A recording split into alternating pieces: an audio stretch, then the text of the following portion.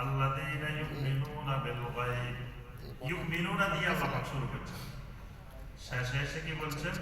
ওয়া বিল আখিরাতি হুম ইউকিনুন। ওয়া বিল আখিরাতি হুম ইউমিনুন বলেন নাই, বলছেন ওয়া বিল আখিরাতি হুম ইউকিনুন।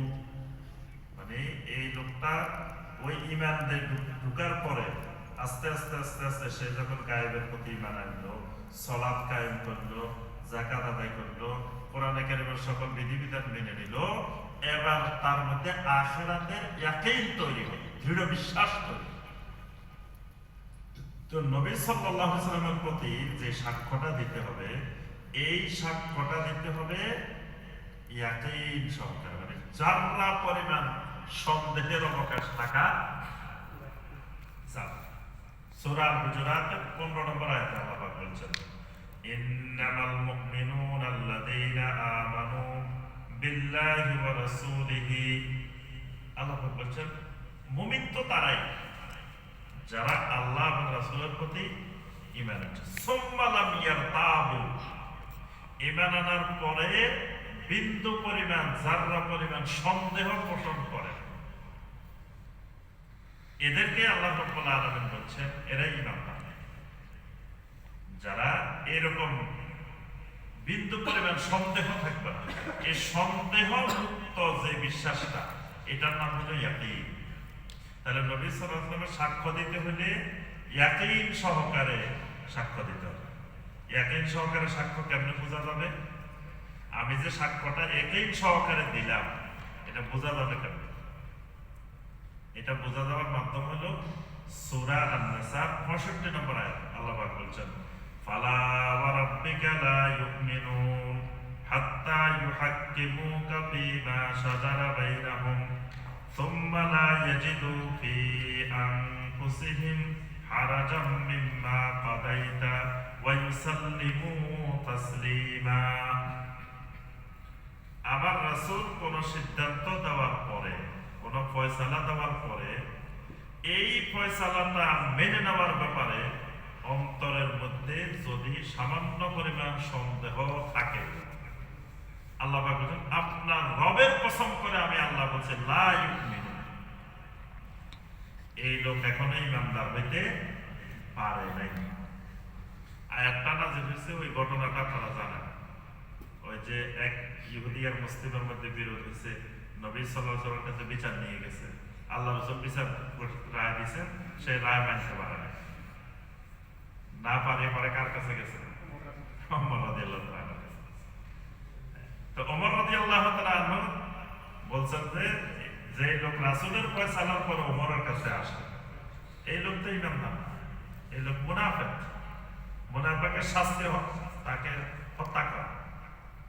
এখন সবাই বলতেছে ওমর তো ঈমানদার মেরে ফেলছে, আল্লাহ পাক সার্টিফিকেট দিয়েছেন ওমরের মতের সপক্ষে, আল্লাহর কসম এই লোক ঈমানদার না, যে লোক আমার রাসূলের ফয়সালা সিদ্ধান্ত মেনে নিতে পারে না, সন্দেহ পোষণ করে, সংকোচ সৃষ্টি হয়। তাহলে নবী সাল্লাল্লাহু আলাইহি ওয়াসাল্লামের প্রতি ঈমানটা, সাক্ষ্যটা হতে হবে সন্দেহ মুক্ত দৃঢ় বিশ্বাস। এখন আল্লাহ রাসূল সাল্লাল্লাহু আলাইহি ওয়াসাল্লাম বলছেন, যেই লোক টাকনুর নিচে কাপড় পরিধান করবে সেটা কোথায় যাবে? জাহান্নামে। এই হাদিস তো সবাই জানে, কিন্তু দেখা যায় যে পরিমাণ জানে সেই পরিমাণ টাকনুর উপরে উঠে না।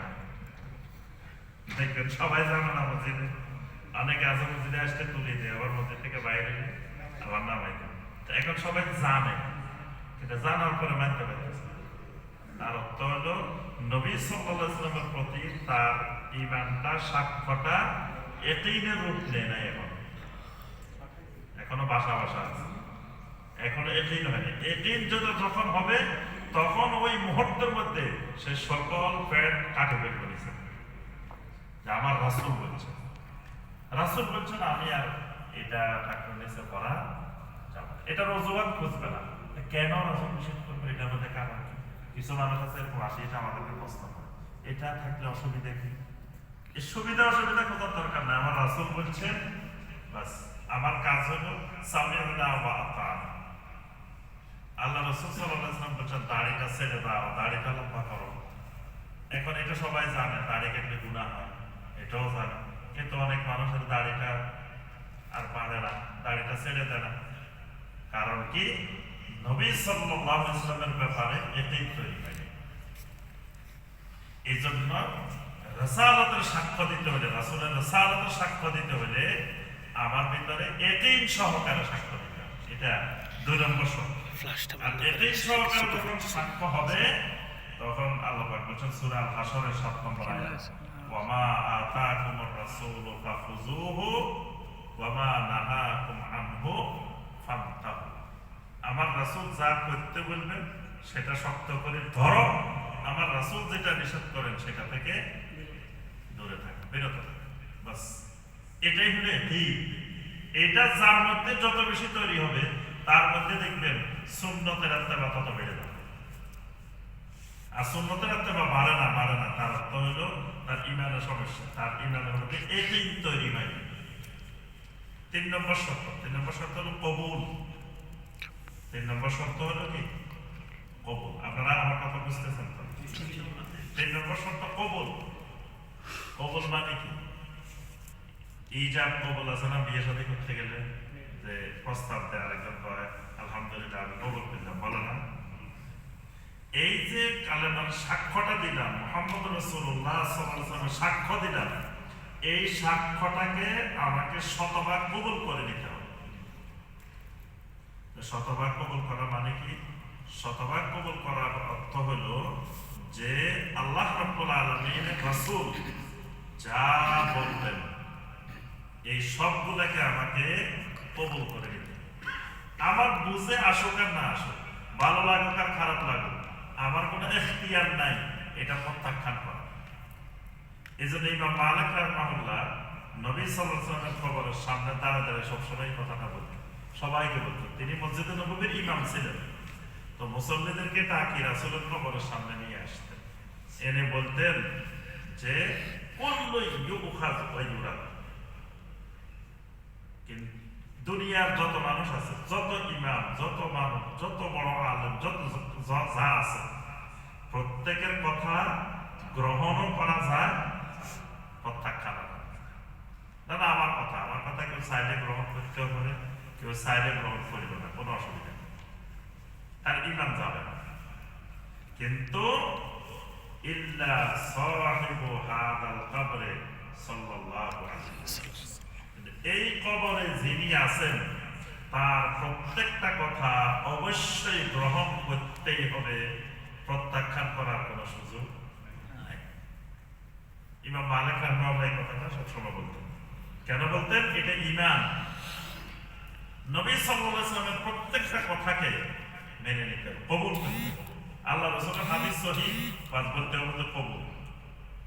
যদি কয় না এটা আমাদের মাযহাবে নেই, রাসূলের হাদিসে কি আছে কিন্তু এটা তো আমাদের মাযহাবে না।